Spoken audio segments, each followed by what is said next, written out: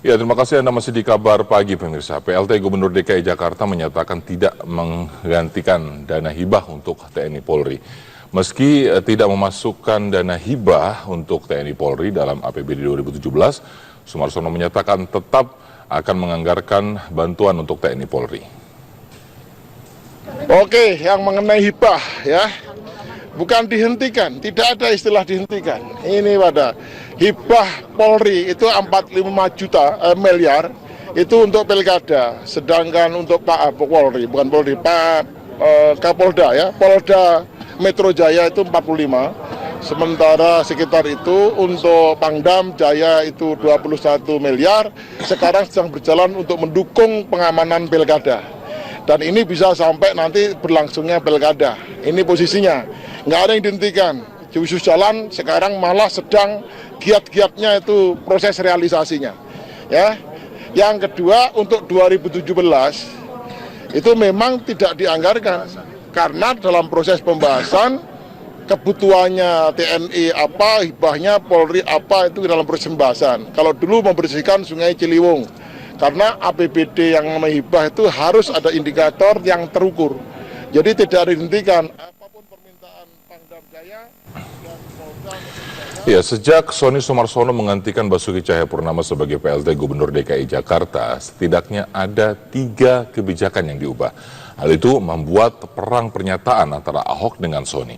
Dan berikut sejumlah kebijakan Ahok yang dimentahkan Sony Sumarsono selaku PLT Gubernur DKI.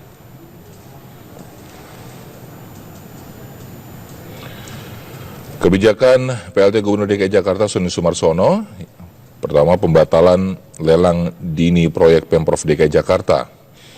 Sony Sumarsono menyatakan lelang 14 proyek menyalahi prosedur KUA PPAS. Belum ada kesepakatan Pemprov dan DPRD DKI. Lalu pernyataan Basuki Cahayapurnama, lelang dini karena target pembangunan harus selesai dalam 1 tahun. Sony Sumarsono mengatakan kami berhentikan dulu karena belum ada KUA PPAS. Kok sudah ada pengajuan lelang? Ini pernyataan pada tanggal 1 November lalu.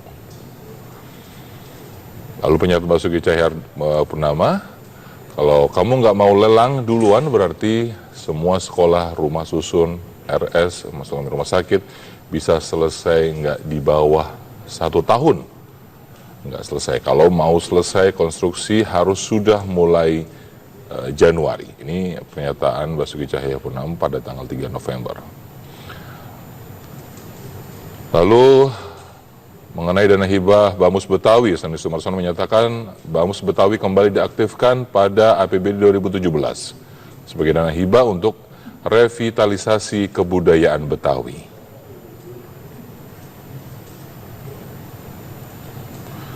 Sementara pernyataan dari Basuki Cahayapurnama sendiri tidak ingin menghibahkan uang, ormas diminta cari sponsor.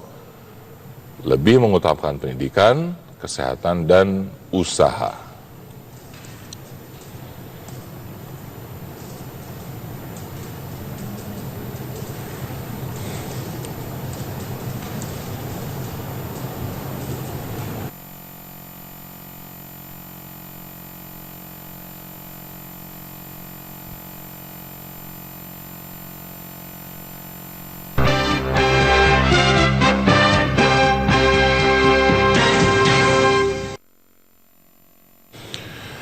Ya, pemirsa, 3 pasangan calon gubernur DKI Jakarta terus mencari dukungan publik jelang Pilgub Februari 2017 mendatang.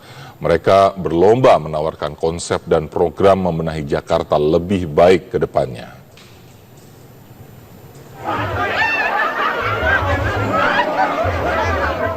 Calon Gubernur nomor urut 1 Agus Harimurti Yudhoyono berkampanye di kawasan Besi Tua Cakung, Jakarta Timur. Dalam kampanyenya, Agus membeberkan program bantuan dana untuk komunitas sebesar 1 miliar per RW per tahun jika terpilih menjadi Gubernur DKI Jakarta. Kasih jalan buat Mas Agus, ya karena mau istirahat.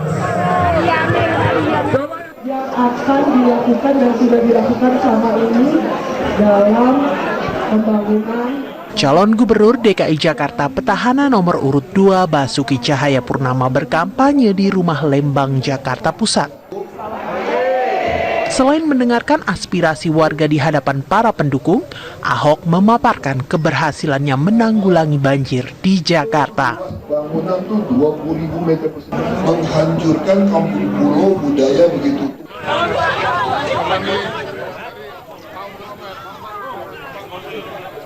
Sementara itu, calon wakil gubernur nomor urut 3 Sandiaga Uno berkampanye di Tanjung Duren, Jakarta Barat. Sandi mendapatkan keluhan warga terkait susahnya mencari lapangan pekerjaan. Sandi berjanji jika pasangannya terpilih akan menciptakan banyak lapangan kerja. Sementara itu, penyidik Bareskrim Mabes Polri yang kemarin memeriksa saksi pelapor dalam dugaan penghasutan yang dilakukan Wakil Ketua DPR Fahri Hamzah. Dalam kasus yang dilaporkan ke Bareskrim Mabes Polri, Fahri diduga menghasut saat berorasi ketika aksi damai 4 November lalu. Saksi pelapor yang diperiksa adalah Ferry Manulang yang merupakan anggota Barisan Relawan Jokowi Presiden atau Bara JP. Sebelum diperiksa, Ferry telah melaporkan kasus ini ke Bareskrim dengan tudingan adanya fitnah yang disampaikan Fahri Hamzah di depan masa aksi damai 4 November lalu. Pengaruh itu setiap tidak laku masyarakat sesuai dengan Sebut ada ajakan dan kedua ada fitnah. Pembangunan opini menyatakan bahwa Presiden Jokowi melakukan penghinaan terhadap alim ulama, simbol-simbol Islam. Ini kan fitnah. Ini fitnah. Dan itulah beliau mengajak untuk melakukan makar dengan memberitahukan caranya, yaitu bahwa untuk menjatuhkan presiden. Pimpinan DPR RI dan seluruh pimpinan fraksi malam tadi menggelar rapat pengganti rapat Badan Musyawarah atau BAMUS yang membahas rencana pergantian Ketua DPR RI Ade Komarudin kepada Setia Novanto. Hasilnya, rapat paripurna pun akan digelar hari ini dengan mengagendakan pergantian Ketua DPR RI tersebut.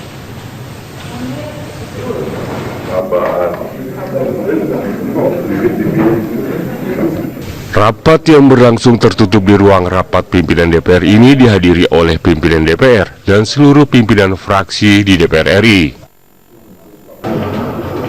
Rapat membahas pergantian posisi Ketua DPR RI yang akan dijabat oleh Ketua Umum Partai Golkar, Setia Novanto.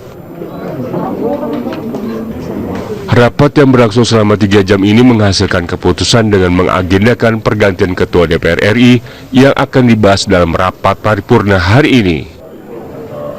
Kita mengagendakan untuk rapat paripurna pada besok hari Rabu, tanggal 30 November jam 15 dengan sejumlah agenda yang sudah dibahas baik di Rapim maupun di rapat BAMUS, rapat pengganti BAMUS, yaitu antara lain agenda surat dari fraksi Golkar terkait pemberhentian Ketua DPR RI, Saudara Dr. Haji Ade Komarudin, dan juga rapat untuk penetapan pengganti Ketua DPR dengan Ketua DPR baru, Saudara Dr. Andes Setia Novanto. Jadi ini menjadi agenda untuk rapat paripurna besok.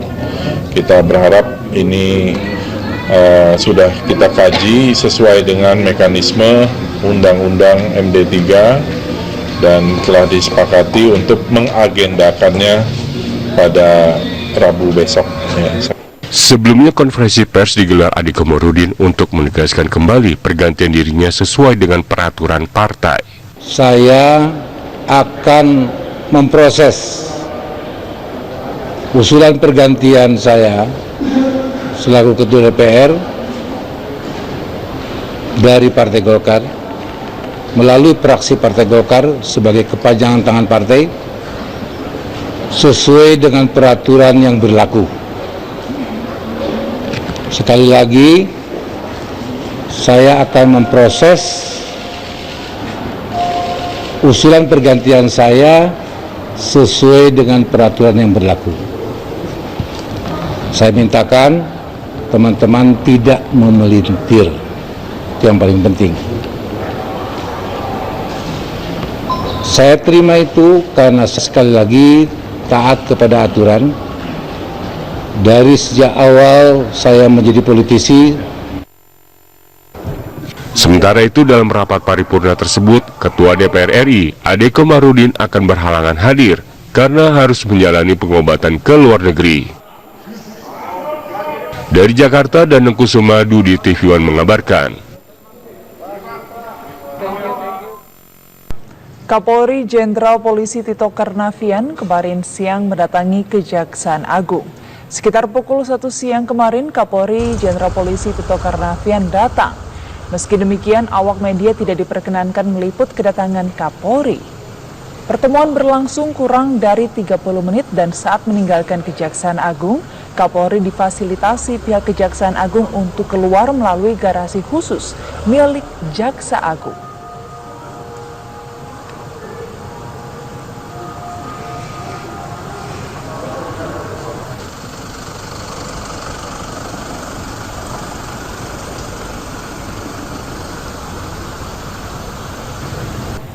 Pihak Kejaksaan Agung mengatakan berkas perkara penistaan agama dengan tersangka Gubernur DKI Jakarta nonaktif Basuki Cahayapurnama masih diteliti.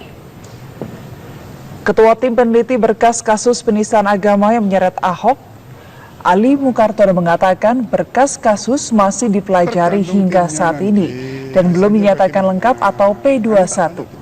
Kejaksaan memiliki waktu 14 hari sejak berkas diterima.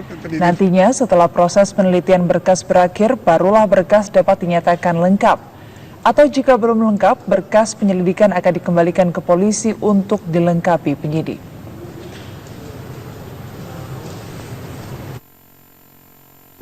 Tim masih meneliti. Masih apa? Keputusannya kapan, Pak? Ya, nanti kita dengar tim. Nah, kita dengar tim masih kerja. Sampai sekarang masih kerja, itu di Bidum masih kerja. ada kendala nggak, Pak? Urusan Timnya belum lapor saya. Timnya belum lapor saya. Berkasnya dikembalikan, Pak? Belum, masih dipelajari kok. Masih ya? Masih dipelajari kok. Pak, apakah